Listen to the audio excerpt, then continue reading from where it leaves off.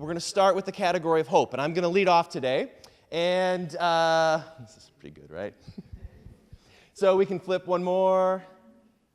And the ad that I'm going to show you is from the 1992 presidential election. It was done by the Bill Clinton campaign.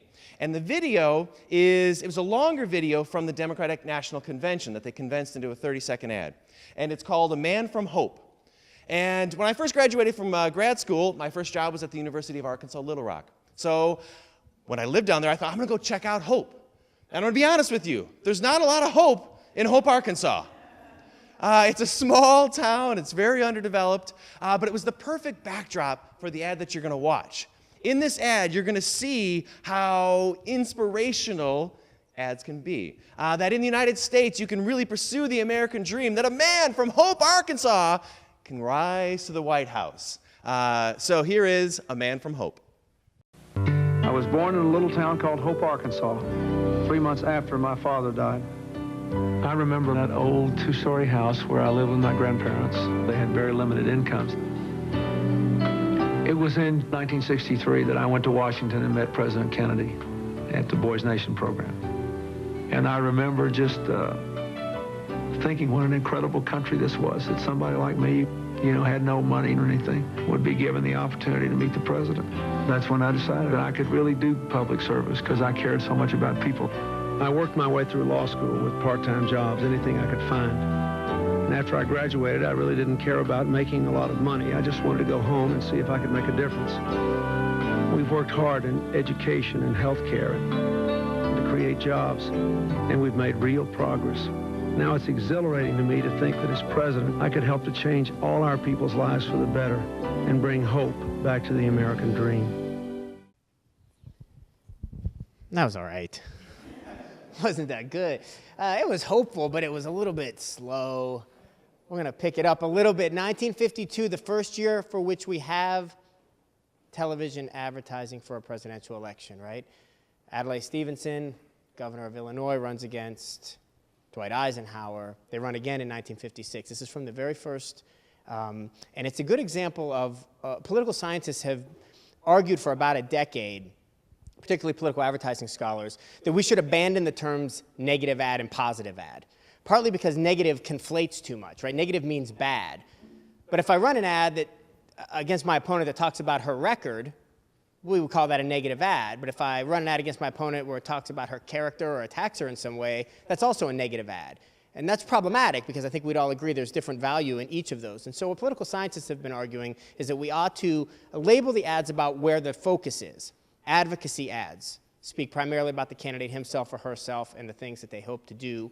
Attack ads are ads that are targeted toward the opponent, which they're not going to be positive, right, because they're targeting their opponents. I wouldn't pay a lot of money to run an ad saying how great my opponent is. And contrast ads are ads that talk about both the benefits of the sponsoring candidate and negative characteristics of the opponent. So this is an excellent example of a very early on a positive ad. It's sexy, not the kind of sexy you're thinking, but 1952 sexy. And if you don't believe me, wait till she winks at you. You'll feel it too. I'd rather have a man with a hole in his shoe than a hole in everything he says. I'd rather have a man who knows what to do when he gets to be the prez.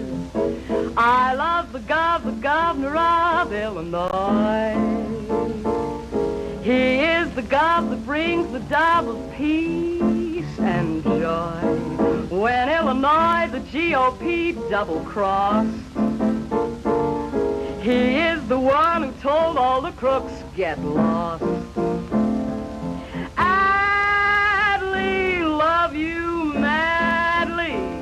And what you did for your own great state, you're gonna do for the rest of the 48. Didn't know much about him before he came. But now my heart's a ballot that bears his name. 'Cause I listened to what he had to say. I know that on election day, we're gonna choose the gov that we love. He is the gov nobody can shove. We'll make the gov the president of the you, the me and the USA. Hi, everyone.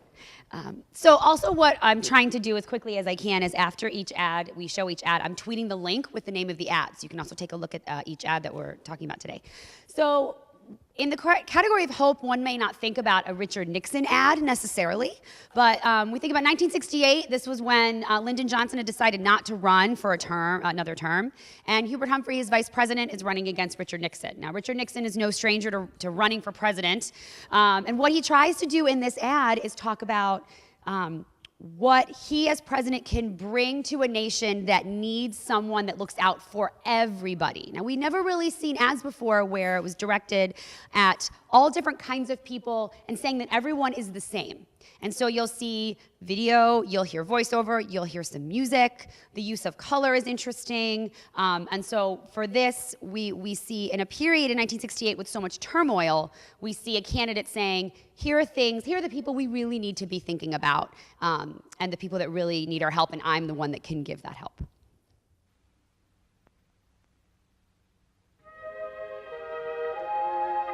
I see the face of a child. What his color is, what his ancestry is, doesn't matter. What does matter is he is an American child. That child is more important than any politician's promise.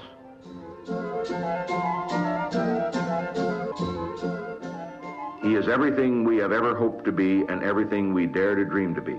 This child must not have his dream become a living nightmare of poverty, neglect, and despair. He must not be the victim of a system that feeds his stomach but starves his soul. I ask you to help me make the American dream come true for those to whom it seems an impossible dream today.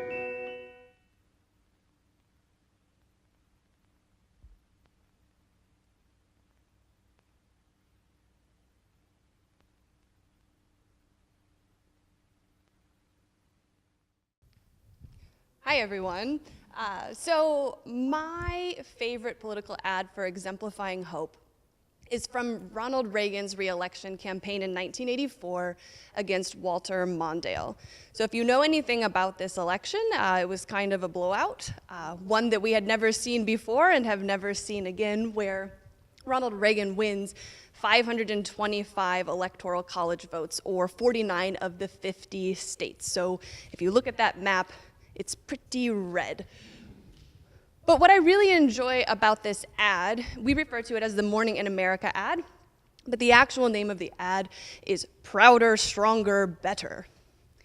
But it's called Morning in America because of two reasons. One is a literal reason.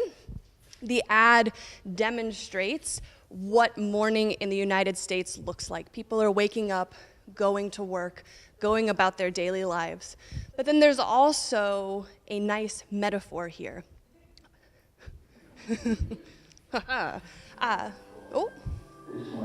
I'm not ready yet.